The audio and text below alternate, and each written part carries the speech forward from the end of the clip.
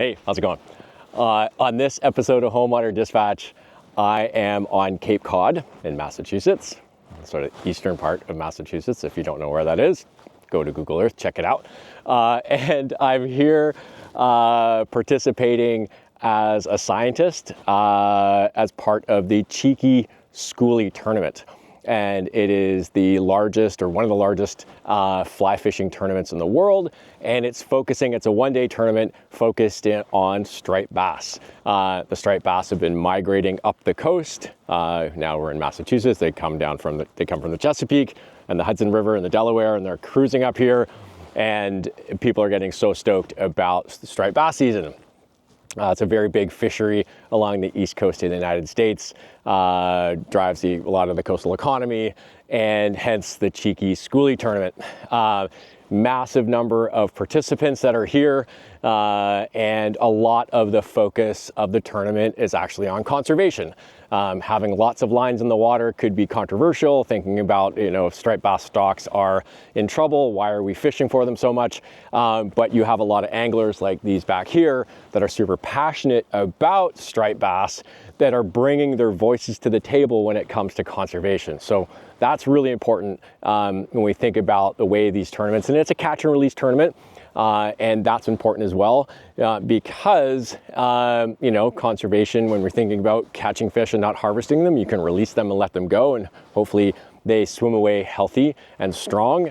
And so based on that, and based on the limited amount of science that's been done on the catch and release of striped bass, there's actually striped bass research going on through my lab. I've got some wonderful grad students and postdocs and other people down here. They're watching and waiting for these anglers to hook up on a striped bass, and they're using their striped bass in part of the science. And it's an approach that I've used in my lab for a long time. We call it the research angler approach, where as scientists we work. Oh, there's a fish on right there. It's got a fish. Check it out. Where they work, there's science in action going on right there, where they work side by side with recreational anglers to fill knowledge gaps, to gain information about how, in this particular case, striped bass are responding to catch and release.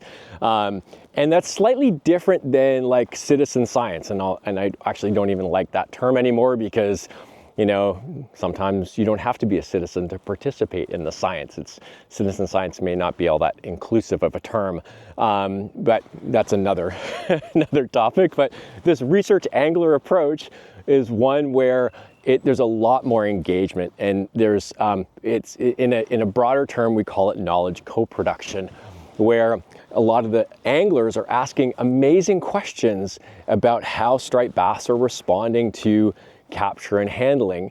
And here they have an opportunity to work side by side with scientists, with my team, with my group. Oh, I have a dog eating. Hold on, I'll be right back. Don't eat that. Don't eat that. No. Hey. Hi, puppy. It's all good. No. We just have some leftovers. It's all good. It's a very cute dog. Hello.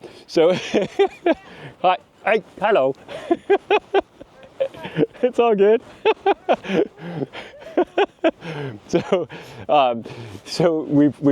We have some students and my postdocs working with some of the anglers back there side by side, so that the anglers can see the science that's actually happening. They can be involved in the process, and then the science team can learn from the anglers in terms of the limitations that they may have when it comes to the capture and handling of fish, the different conditions, it's a nice integrative collaborative process.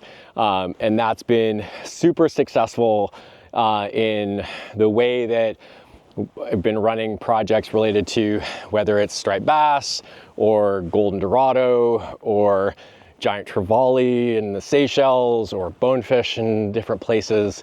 It really helps make that direct connection between the stakeholders, the user groups, and the scientific process, even including the things like experimental design and replication and the rigors of the process that need to go on to do good science, so that the good science can inform decision making, whether it's voluntary actions, like if the next time these people go out fishing and there aren't scientists around and it isn't a tournament, and they think about how their striped bass is responding to catch and release, and different handling, temperature, whatever. Maybe they can reflect on this moment and think about the things that they learned from us even before the science is published. And the other aspect of the engagement is that anglers like to share what they've learned, right? And so it creates this snowball effect where we're able to build capacity through this research angler model to think about the broader conservation of recreational fisheries. So it's really cool. It's awesome that that kind of happened, right? I didn't plan this, or I didn't plan the dog that tried to eat my lunch. Anyway, that's what I wanted to reflect on for this episode of Home Water Dispatch. I think there's a lot of value in scientists working side by side with user groups and stakeholders, and thinking about even the questions that they bring to us that then we incorporate in some of the science as the science evolves. And in my mind, in sort of complex social ecological systems that are recreational fisheries, that can be a really big catalyst for change. Even before regulations and policies and things like that have to go into motion, it's sort of the top-down influences on how we manage recreational fisheries. You know, some of these things can be super grassrootsy and can affect positive change even before those the big stick has to be applied. So let's all keep that in mind, reflecting again on the research angler model, and using my time here on the Cape during the Schoolie Tournament, thanks to Cheeky. Sorry, that dog threw me off. Anyway, who knows, maybe I'll do another one of these from the Cape.